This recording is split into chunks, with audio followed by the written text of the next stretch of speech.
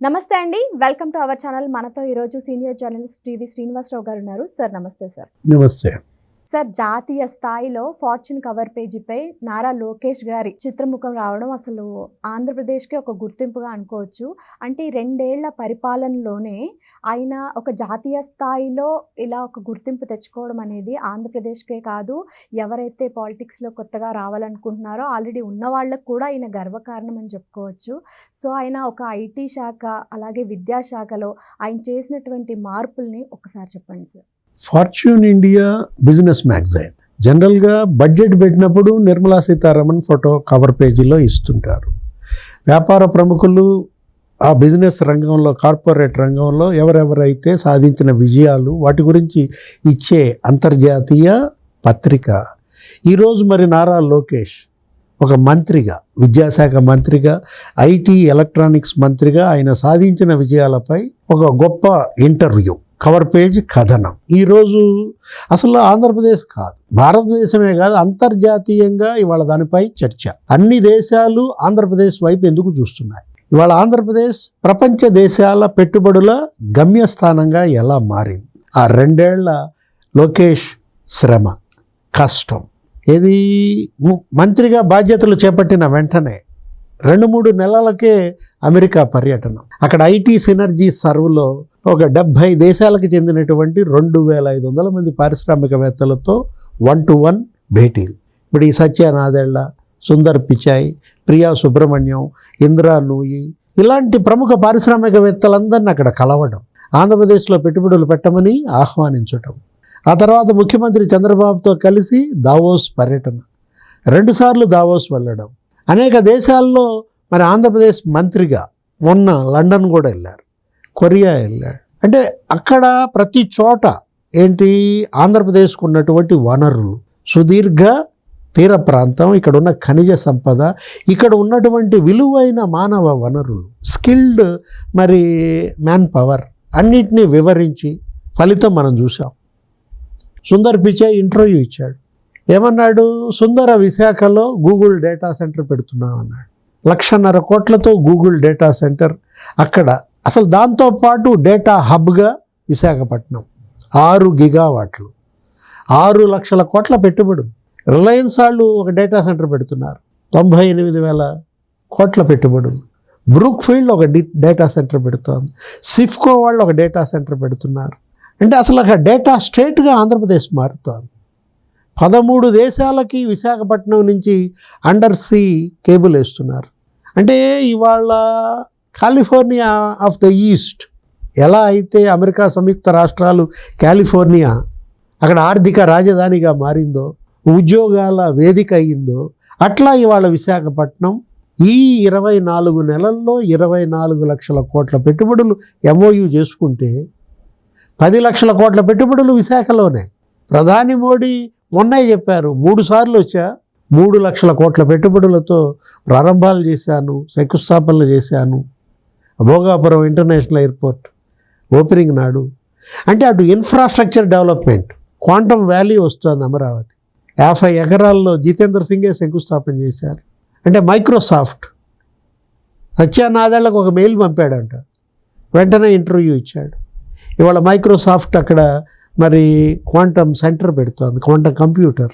ఆ LG వాళ్ళు అసలు పెట్టింది అసలు ఆల్రెడీ రెడీ అయిపోయింది. అంటే అటు అమరావతిలో, ఇటు విశాఖపట్నంలో, ఇక్కడ రాయలసీమలో ఒక ఎకనామిక్ క్లస్టర్గా, 3 చోట్ల తిరుపతి ఎకనామిక్ క్లస్టర్గా. రాజ్నాథ్ సింగ్ వచ్చారు, 1,00,000 కోట్లతో అక్కడ పుట్టపర్తిలో ఫైటర్ జెట్ అసెంబ్లింగ్ యూనిట్ పెట్టారు. ఏమన్నాడు లోకేష్? ఆంధ్రప్రదేశ్ టేక్స్ వింగ్స్ అన్నాడు. ఆంధ్రప్రదేశ్ కాదు, ఇండియా టేక్స్ వింగ్స్. అది ఇవాళ ప్రధాని మోడీ పదే లోకేష్ని ఎందుకు ప్రశంసిస్తున్నాడు? ఆ జనరేషన్ లీడర్స్లో ఎవ్వరికి ఇవ్వని ఇంపార్టెన్స్ లోకేష్కే మోడీ ఎందుకు ఇస్తున్నాడు? మిగతా రాష్ట్రాలకు వెళ్ళి చెప్తున్నాడు, లోకేష్ని అడగండి, లోకేష్తో మాట్లాడండి, నేర్చుకోండి అని చెప్పి. మొన్న కోల్కత్తా అక్కడ ఏదో యోగా డే జరిపేటప్పుడు అక్కడ సీఎంకి చెప్పారంట మోడీ, యోగాంధ్ర బాగా సక్సెస్ చేశాడు, ఒకసారి మాట్లాడానంటే. ఈయన కోల్కత్తా వెళ్ళాడు లోకేష్, అక్కడ యోగా డే సెలబ్రేషన్స్ చూడటాను. అరే మొన్న చూశారు భోగాపురం ఎయిర్పోర్ట్, దింసా నృత్యం అది అసలు ఒక గిన్నెస్ రికార్డ్ అయిపోయింది 13,000 మంది గిరిజన బాలికలతో. అంటే ఏమంటాడు, ఒక టైం బౌండ్ ప్రోగ్రామ్ పెట్టుకున్నాడు. 12 నెలల్లో టీసీఎస్ తేవాలి అనుకున్నాడు. 1 నెల లేట్ అయిందండి, 13 నెలలు అయింది. అరే 1 మంత్ లేట్ అయింది అని కాగ్నిజెంట్ 1 మంత్ తగ్గించాడు, 11 నెలల్లో తెచ్చాడు. అంటే ఇప్పుడు ఏది అటు విద్యాశాఖలో సంస్కరణలు, గతంలో జగన్మోహన్ రెడ్డి విద్యాశాఖని భ్రష్టు పట్టించాడు. అక్కడ ట్రాన్స్ఫర్ చేస్తే టీచర్ల దగ్గర 5 లక్షలు వసూలు చేశారు. బొత్స సత్యనారాయణ మీద ఆరోపణలు. 1350 మంది టీచర్ల ట్రాన్స్ఫర్లలో 65 కోట్లు వసూలు చేశారంట. పారదర్శకంగా ఇప్పుడు అక్కడ జరిగిన ట్రాన్స్ఫర్స్ మెగా డిఎస్సి పెట్టాడు. 16,000 మంది టీచర్లు బ్రహ్మాండంగా రిక్రూట్ అయ్యారు. జగన్మోహన్ రెడ్డి సంవత్సరానికి ఒక డిఎస్సి పెడతానని 5 ఏళ్లలో ఒక్క డిఎస్సి పెట్టల, ఒక్క జాబ్ క్యాలెండర్ ఇవ్వాల. ఇప్పుడు జాబ్ క్యాలెండర్ ఇచ్చాడు మొన్న ఉగాదికి 10,060 పోస్టులతో. మళ్ళా రేపు ఉగాదికి ఇంకో జాబ్ క్యాలెండర్ ఇస్తాడు. ఇప్పుడు ఇంకో డిఎస్సి నోటిఫికేషన్ ఇచ్చి పారేశారు. అక్టోబర్లో నోటిఫికేషన్, డిసెంబర్లో ఎగ్జామ్, 4,000 పోస్టులతో. అంటే జాబ్ క్రియేషన్. ఇవాళ లోకేష్ ఒక బ్రాండ్ అంబాసిడర్గా, ఎంప్లాయ్మెంటే అతను ఒక అజెండాగా తీసుకొని యువత, ఆ రోజు యువగళం పాదయాత్రలో మరి అతను పరిశీలించిన అంశం, నిరుద్యోగం పెరిగిపోయింది జగన్మోహన్ రెడ్డి హయాంలో. గ్రాడ్యుయేట్స్లోనే అన్ఎంప్లాయ్మెంట్ 30% చేశాడు. దేశంలో 13% ఉంటే ఆ యువతరానికి ఎలా న్యాయం చేయాలి, మేనిఫెస్టోలో అదే పెట్టారు. 20 లక్షల ఉద్యోగాల కల్పన మేనిఫెస్టోలో పెట్టుకుంటే మంత్రివర్గ ఉపసంఘం వేశారు. ఇప్పుడు దానికి ఆయనే కన్వీనర్ లోకేష్. 20 లక్షల ఉద్యోగాలు కాదు, అసలు 40 లక్షల ఉద్యోగాలు తేవాలి అన్నట్టుగా స్పీడ్ 3S ఫార్ములా అన్నాడు. మన కోల్కత్తా వెళ్ళినప్పుడు అక్కడ పారిశ్రామికవేత్తలతో భేటీతో ఏంటి మీ సక్సెస్ ఫార్ములా అంటే ఏమని చెప్పాడు లోకేష్? 3S అన్నాడు. అంటే S³ అన్నాడు. స్పీడ్, తర్వాత సస్టైనబిలిటీ, సర్వీస్ అన్నాడు. అంటే ఇవాళ లోకేష్ ఫార్చ్యూన్ ఇండియా కవర్ పేజీలో వచ్చిందంటే ఆ గౌరవం, ఆ గుర్తింపు అది కేవలం లోకేష్కే కాదు, అది తెలుగుదేశం పార్టీకి కాదు. ఆ గౌరవం మొత్తం ఆంధ్రప్రదేశ్ ప్రభుత్వానికి, ఆంధ్రప్రదేశ్ ప్రజలకు అన్నమాట గౌరవం.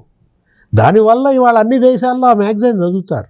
ఎవరి లోకేష్, ఏంటి ఆంధ్రప్రదేశ్, అక్కడ ఉన్న అడ్వాంటేజెస్ ఏంటి. ఒక 23 కొత్త పాలసీలు తీసుకొచ్చారు. థాయిలాండ్లో అంట భూముల కేటాయింపు 10 రోజులు పడుతుందంట. ప్రపంచంలో అతి త్వరగా భూముల కేటాయింపు చేస్తున్న దేశం. ఎన్ని రోజులు పడుతుంది? 7 రోజులు ల్యాండ్ అలాట్మెంట్. దానికన్నా 1 రోజు తగ్గిద్దామన్నాడు. ఆంధ్రప్రదేశ్లో ఇవాళ 6 రోజుల్లో భూముల కేటాయింపు. అంటే దరఖాస్తు చేసుకుంటే పారిశ్రామికవేత్తలు. ఇవాళ ఇండస్ట్రియలైజేషన్. మొన్నే జిందాల్ కూడా వచ్చాడు. అక్కడ ఒక steel plant, Kadapa steel plant, Jindal. Jaganmohan Reddy ఏం చేశాడు? జత్వానీని జైల్లో పెట్టించాడు. జత్వానీ జైలు కాదు, అసలు సెటిల్మెంట్ ప్లాంట్ పెట్టామని ఆయన చెల్లెలే తిట్టింది. స్టీల్ ప్లాంట్ పెడతా అన్నాయే, చివరికి సెటిల్మెంట్ ప్లాంట్ పెట్టామని తిట్టింది షర్మిల. ఇప్పుడు ఆ స్టీల్ ప్లాంట్ మరి జిందాల్ వచ్చాడు చంద్రబాబు, అక్కడ బ్రహ్మాండంగా శంకుస్థాపన చేశారు. 50,000 కోట్లతో ఇంకా ఇతర యూనిట్స్ పెడతానన్నాడు. వర్చువల్గా విజయనగరంలో ఫుడ్ ప్రాసెసింగ్ పార్క్కి శంకుస్థాపన చేశారు. అంటే ఈరోజు అతను మాట్లాడుతూ ఏమన్నాడు? ఒకటే మాట అన్నాడు ఫార్చ్యూన్ ఇండియాతో కూడా. లోకేష్ ఏమన్నాడు? The legacy I want to leave behind is simple, creating jobs, opportunities at every level for the people of Andhra Pradesh అన్నాడు. ప్రతి లెవెల్లో క్రియేషన్ ఆఫ్ జాబ్స్, ప్రతి లెవెల్లో ఆపర్చునిటీస్. ఇవాళ అవకాశాల స్వర్గధామంగా ఆంధ్రప్రదేశ్. ఏది ఇంతకుముందు ఉత్తరాంధ్ర అంటే వలసాంధ్ర అనేవాళ్ళు అంట. ఇప్పుడు ఆ వలసలు రివర్స్ అయిపోయాయి. పని కోసం ఇవాళ ఎవరైతే పొరుగు రాష్ట్రాలకి, పొరుగు దేశాలకి వలస వెళ్ళారో వాళ్ళంతా తిరిగి రావడం కోసమే భోగాపురం ఎయిర్పోర్ట్ అంట. అంటే ఇప్పుడు Amaravati must become a world class city, one that India has not seen before అంటున్నాడు. భారతదేశం ఇంతకుముందు కని విని ఎరుగని నగరం నిర్మాణం జరుగుతుంది. 63,000 కోట్లతో పనులు రాత్రింబవాళ్ళు చేస్తున్నారు. అయిపోయినాయి అక్కడ చాలా వరకు కన్స్ట్రక్షన్. రేపు 13వ తారీఖు సీడ్ యాక్సెస్ రోడ్డు ఓపెనింగ్ అంట. 3 ఓపెనింగ్స్ పెట్టారు 13వ తారీఖు. సీడ్ యాక్సెస్ రోడ్డు ఓపెనింగ్, ఆ తర్వాత అక్కడ మరి అక్కడ ఎమ్మెల్యేల క్వార్టర్స్ ఓపెనింగ్. అంటే ప్రారంభాలు, శంకుస్థాపనలు ఈ 2 ఏళ్లలో ఎన్ని చేశారమ్మా, ఎన్ని చేస్తున్నారు? అంటే ఇప్పుడు we are borrowing the best lessons from Hyderabad's growth story అన్నాడు. అంటే this time we are decentralising development across the state అంటున్నాడు. హైదరాబాద్ మాకు కొన్ని గుణపాఠాలు నేర్పింది. సైబరాబాద్ నిర్మించాము, అద్భుతంగా ఇవాళ తెలంగాణ ధనిక రాష్ట్రంగా మారింది. ఐటీ డెవలప్ అయింది, బీటీ డెవలప్ అయింది, ఫార్మా డెవలప్ అయింది, వ్యాక్సిన్ తయారీ కేంద్రంగా హైదరాబాద్ మారింది. కానీ మొత్తం అభివృద్ధి అంతా హైదరాబాద్ చుట్టుపక్కలే సెంట్రలైజ్ అయింది. ఇప్పుడు మేము నేర్చుకున్న గుణపాఠం ఏంటంటే 3 హైదరాబాదులు కడుతున్నాం, 3 ఎకనామిక్ క్లస్టర్స్. విశాఖపట్నం ఒక హైదరాబాద్గా, అమరావతి ఒక హైదరాబాద్గా, తిరుపతి మరొక హైదరాబాద్గా మేము తయారు చేస్తున్నామంటూ అతను ఆ ఫార్చ్యూన్ ఇండియాకి ఇచ్చినటువంటి ఆ ఇంటర్వ్యూలో ఒకటే మాట అన్నాడమ్మా, ఏంటి, the future of Andhra Pradesh will be built on technology, innovation, education and skilled work force. అంటే పట్టభద్రులై బయటకు వచ్చిన స్టూడెంట్స్ ఇవాళ ఏంటి, పని లేక, ఏ పని చేయాలో తెలియక, ఎందులోనూ నైపుణ్యం లేక విద్యారంగం కొనారెల్లుతున్న నేపథ్యంలో విద్యాశాఖ మంత్రిగా అతను చేపట్టిన బాధ్యతలు పరిశ్రమలకి యూనివర్సిటీలకి మధ్య బ్రిడ్జిగా, పరిశ్రమలు ఏ అయితే స్కిల్స్ కోరుకుంటున్నాయో వాటిని యూనివర్సిటీల్లో లేకపోతే కాలేజీల్లో విద్యార్థులకు ముందే స్కిల్ డెవలప్మెంట్. జగన్మోహన్ రెడ్డి ఏమంటాడు, స్కామ్ అంటాడు. స్కిల్ డెవలప్మెంట్లో స్కామ్ ఉంటుందా? స్కిల్ డెవలప్మెంట్లో స్కామ్ ఉంటుందా? కానీ జగన్మోహన్ రెడ్డి కళ్ళకి అది కూడా స్కామ్గా కనపడుతుంది. మెగా డిఎస్సిలో స్కామ్ ఉంటుందా?